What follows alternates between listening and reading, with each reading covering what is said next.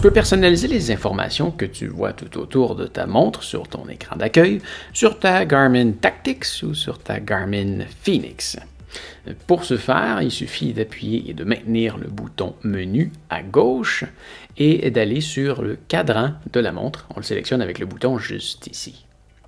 Et ensuite de ça, tu vas pouvoir te déplacer avec les boutons haut et bas ici pour choisir l'interface que tu veux. Tu as vraiment toutes sortes d'interfaces de montres différentes les unes des autres et tu n'as plus qu'à sélectionner l'interface que tu préfères. Personnellement, c'est celle-ci ma préférée parce qu'elle montre le plus d'informations possible sur la même page. Ensuite de ça, tu peux la personnaliser aussi.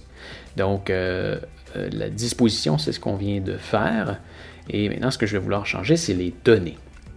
Donc, tu vois ici, tout autour, tu as des données qui sont affichées, mais si tu ne veux pas voir forcément celles qui sont là par défaut, eh bien, ça se modifie.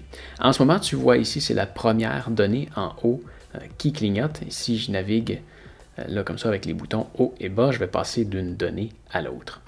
Une fois que j'ai placé la donnée que je veux ici, je peux appuyer sur le bouton ici pour passer à la suivante. Et là, tu vois, c'est celle-ci qui clignote. Et là, je peux modifier encore là cette donnée. Et si je veux aller à la suivante, je vais appuyer encore sur le bouton ici. Si je veux revenir à la précédente, je vais appuyer sur ce bouton-là. Donc maintenant, on va voir toutes les fonctions qui sont disponibles à mettre sur cette fameuse écran d'accueil. Donc ici, on a ALT pour altitude. Donc ça me dit qu'actuellement, je suis à 147 mètres en élévation. Si on continue ici, baro, donc c'est la pression atmosphérique, barométrique. Donc on a présentement 1012 millibars de pression. Ensuite, FC pour la fréquence cardiaque, qui est actuellement capable de lire parce que j'ai mon doigt qui est placé juste ici. Donc, tu vas avoir une donnée seulement si elle est à ton poignet ou si, comme moi en ce moment, tu l'as dans tes mains. Ensuite, on a BAT pour batterie. Donc, il reste 9 jours de batterie. Et ça, c'est en mode non GPS, bien sûr. Ça va te donner toujours la donnée selon ce que tu es en train de faire actuellement. Donc, avec ce que la montre est en train de faire actuellement. Dans ces conditions-là, il lui reste 9 jours de batterie. Actuel, 17 degrés, donc il fait 17 degrés en ce moment à l'extérieur. H et B pour haut et bas, donc le maximum de température aujourd'hui prévu est de 20 degrés et le minimum de 10. Ensuite, le nombre de pas que tu as fait dans ta journée. C'est parce que je n'ai pas encore porté ma montre aujourd'hui que c'est à 0. Ensuite, co pour coucher. Donc, ça va y aller selon le prochain événement du soleil. Donc, le prochain événement, ça va être le coucher de soleil à 20h40. Et ensuite, ça va indiquer à quelle heure le soleil va se lever. Si on continue, donc aujourd'hui, j'ai brûlé 1434 calories. Et s'il est capable de le compter, même si je n'ai pas mis ma montre, c'est qu'il va, par défaut, combien de calories je brûle à rien faire. Et si je vais faire des activités par-dessus ça, et bien là, il va les calculer aussi. Étage, le nombre d'étages que j'ai gravi aujourd'hui. Encore là, je ne portais pas ma montre, j'ai gravi les escaliers quelques fois. 314 minutes d'intensité. Ça, c'est le nombre de minutes d'intensité que j'ai fait à date cette semaine. Ensuite, heure, 15h35. Donc ça, c'est l'heure, mais souvent, par défaut, tu l'as déjà décrit en gros quelque part sur la montre. UTC pour Universal Time Clock. Donc, c'est l'heure sur le fuseau horaire universel 0.